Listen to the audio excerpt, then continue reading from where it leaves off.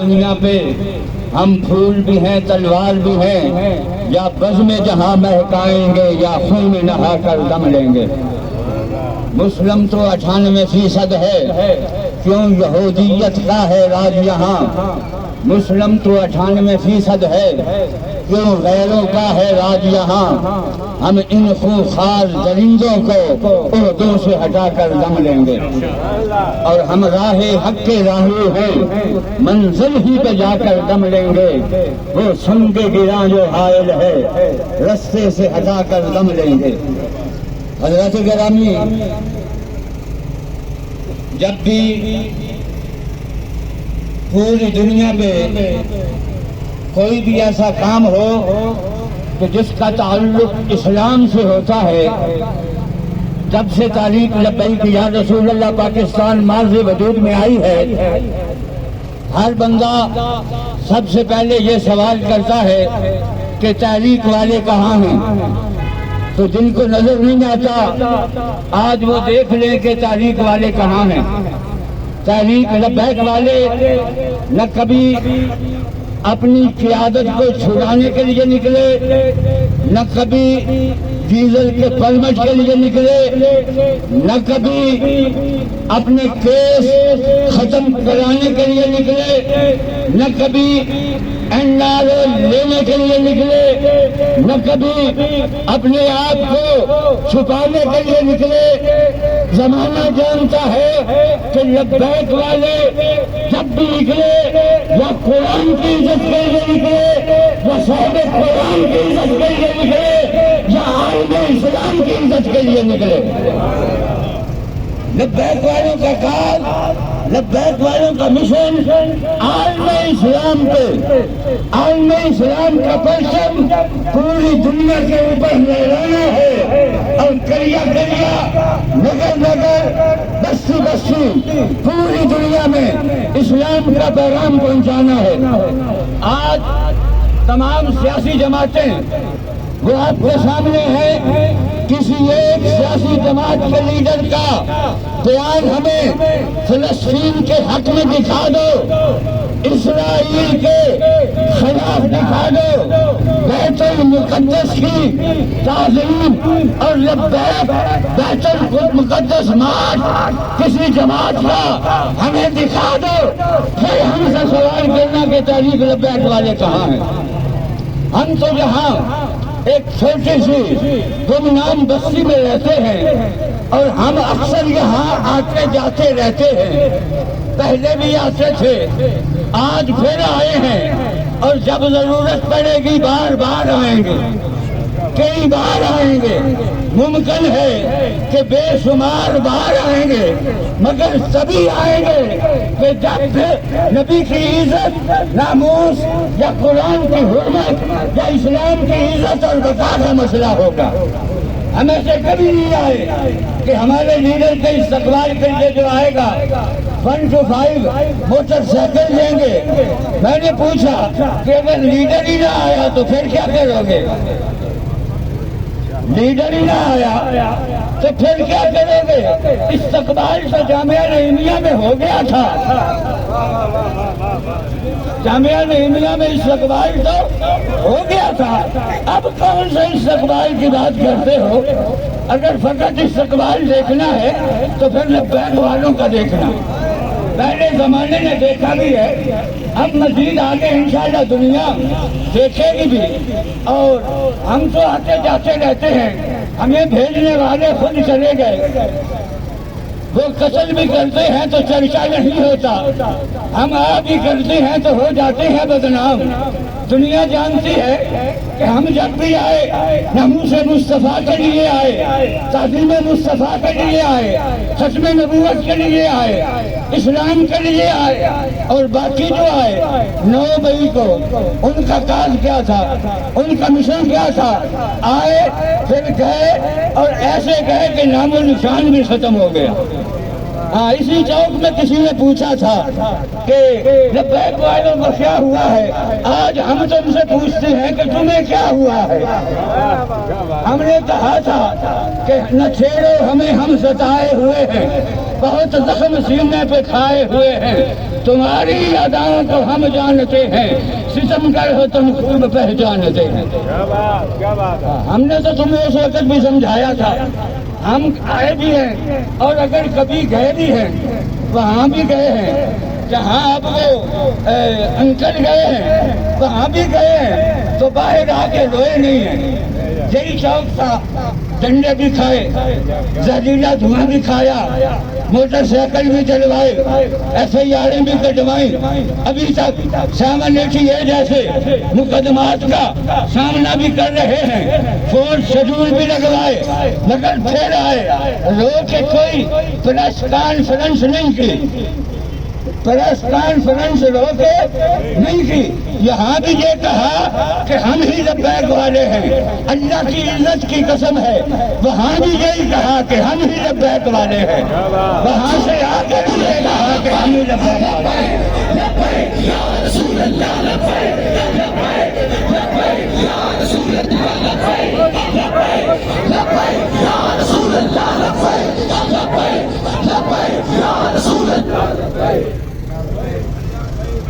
اور یہ آنا جانا تو لگا رہے گا، یہ تو ایک حصہ ہے، اور ہم آتے بھی رہیں گے، کئی بار آتے رہیں گے، بار بار آتے رہیں گے۔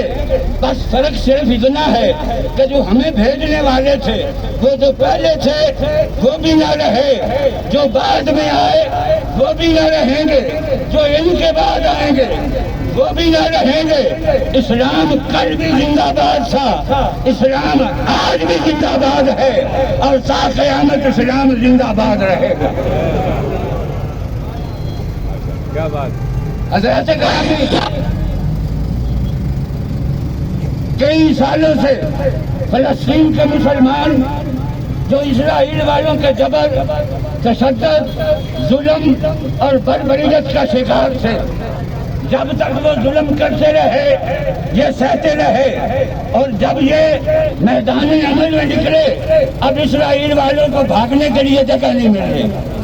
ہاں، ہم وہ اقبال نے اسی لیے کہا تھا، یہ غازی یہ تیرے پر اسرار بندے جنہیں تم نے بخشا ہے ذوق خدائی، تو نیم ان کی ٹھوکر سے صحرا و دریا، سمجھ کر پہاڑ ان کی ہیبت سے رائی، تو عالم سے کرتی ہے بیگانہ دل کو عجب چیز ہے لذت آشنائی۔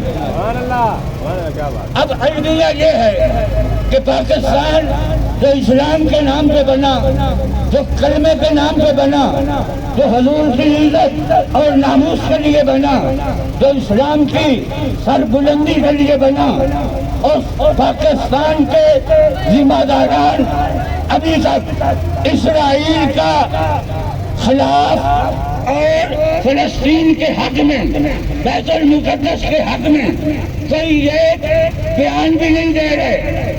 سب جانتے ہیں کہ پاکستان ایٹمی قوت بھی ہے، پاکستان کے پاس نو ہدف بھی ہے، پاکستان کے پاس زرار ٹینک بھی ہے، پاکستان کے پاس خالد ٹینک بھی ہے، پاکستان کے پاس ابابیل بھی ہے۔ بیان کیوں نہیں آ رہا؟ وجہ کیا ہے؟ بات واضح ہے کہ فقط ایٹم بم بنانے سے، نو ہدف بنانے سے، زرار ٹینک بنانے سے، ابابیل اور غوری بنانے سے ملک کی تقدیر نہیں بدلتی۔ قسم ہے رب کائنات کی، ملک کی تقدیر اس وقت بدلے گی جب پاکستان کی حکومت جلیل قیادت کے ہاتھ میں ہوگی، جو اس وقت بدلے گی کہ جنہوں نے یہ اعلان کیا ہے کہ حکومت ہمیں دو، ہم تمہیں بتائیں گے کہ کشمیر آزاد کیسے کرانا ہے اور فلسطین بھی آزاد کیسے کرانا ہے۔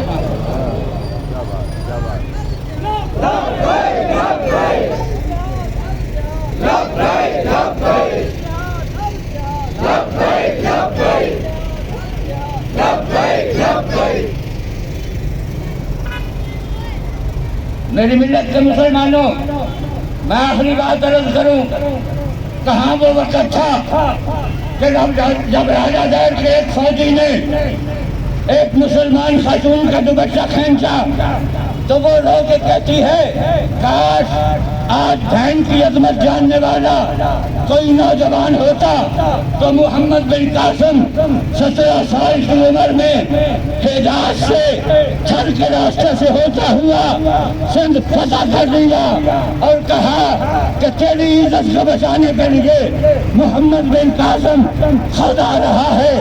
آج کشمیر کے اندر کون سا ظلم ہے جو مسلمان بچوں پہ نہیں ہو رہا؟ یمن اور افغانستان میں کون سا ظلم ہے جو مسلمانوں پہ نہیں ہوا؟ برما کے اندر ماؤں کی گودوں سے بچے چھین کے ان کے سامنے ذبح کیا جاتا ہے۔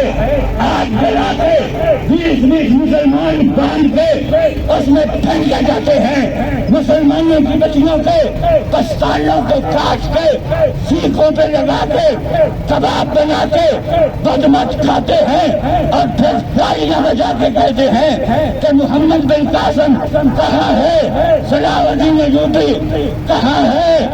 کہاں گئے وہ تمہارے مجاہد تمہیں بچانے؟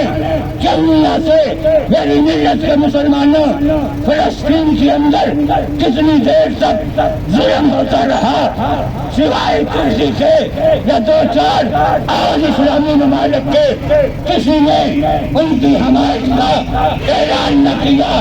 اب وقت ہے جاگنے کا، نہ سمجھے گے تو مٹ جاؤ گے۔ اے مسلمانوں، تمہاری داستان تک نہ ہوگی۔ داستانوں میں اگر آج بھی تمہاری سوچ، تمہاری فکر نہ بدلی تو یاد رکھو خدا نے آج تک اس قوم کی حالت نہیں بدلی۔ نہ ہو خود خیال کسی اپنی حالت کے بدلنے کا۔ اب اسلام کے لیے جاگنا ہوگا، اسلام کے لیے اٹھنا ہوگا، اسلام کے لیے میدان عمل میں آنا ہوگا، اسلام کے غلبے کے لیے دلیر اور غیرت مند قیادت کا انتخاب کرنا ہوگا۔ اور لبیک کا مقصد یہی ہے کہ یہ دل بھی تمہارا ہے، یہ جان بھی تمہاری ہے۔ کیا پیش کریں تجھ کو، کیا چیز ہماری ہے؟ اب جاگنے کا وقت ہے، سمجھنے کا وقت ہے۔ آؤ، میدان تمہارے سامنے ہے، حالات تمہارے سامنے ہے۔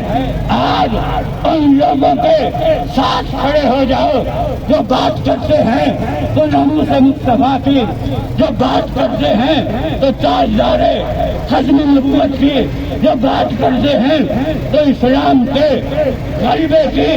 آج ہم اداروں کو یہ میسج دینا چاہتے ہیں کہ پاکستان کی یہ غیور عوام تڑپ رہی ہے کہ کاش وہ وقت آئے ہمارے ذمہ داران غیرت ایمانی کا مظاہرہ کرے۔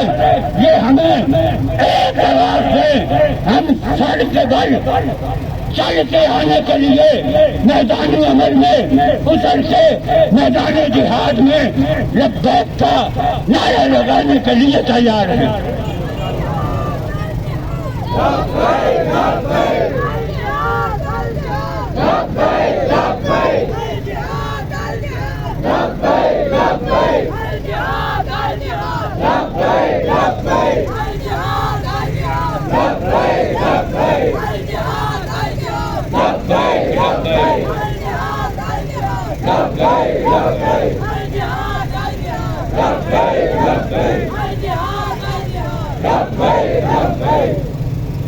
کیونکہ تیار ہونا سارے اس کے لیے جو نعرہ لگایا ہے اس کے لیے تیار ہونا انشاءاللہ تعالی۔